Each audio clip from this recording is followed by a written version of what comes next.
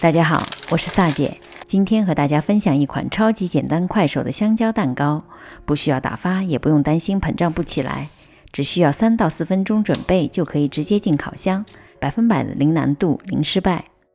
先将烤箱预热到180度，要用这种熟透的香蕉，不太熟的香蕉会有点苦涩的味道，反而做出来没有了香蕉蛋糕独有的香味。去皮，掰成小块，留半根，一会儿装饰表面。压成泥，如果喜欢有点颗粒感的，不用压得太碎。加入2个中号的室温鸡蛋，每个连壳大约55到60克左右。倒入植物油，也可以用玉米油、色拉油或者融化的黄油来替代，增加蛋糕的湿润度。搅匀之后，倒入红糖和奶油。如果不想用奶油，也可以用少量的牛奶来替代，不建议用白糖，因为红糖会给香蕉蛋糕带来独特的香味和颜色，同时也会促进膨胀。全部混合均匀之后，分2次过筛，加入低筋面粉，用翻拌的方法混合，直到见不到面粉颗粒。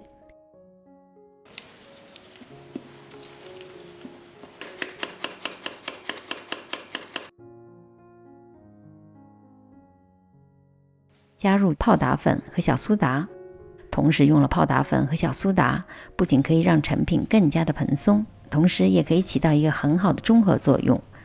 泡打粉本身稍含一点小苏打和少量的酸性物质，而小苏打完全属于碱性，在一些偏酸性物质的作用下，比如红糖、泡打粉和香蕉本身，都可以更好的发挥，产生大量的二氧化碳，这样蛋糕就会变得十分的蓬松。蛋糕里可以加点生的碧根果或者核桃仁，切成小块，不用切得太碎。倒入一大部分，留少量的装饰表面。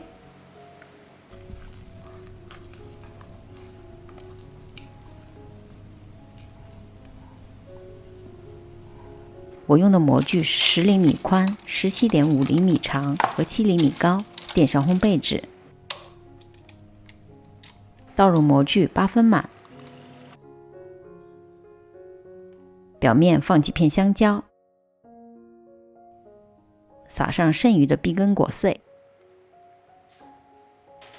放入烤箱的中下层，180度烤大约60分钟。烤制的时间可以根据模具的深浅或者大小进行调整。判断香蕉蛋糕是否熟透，可以用竹签插入中心位置，取出时没有黏糊糊的面糊，就代表熟透了。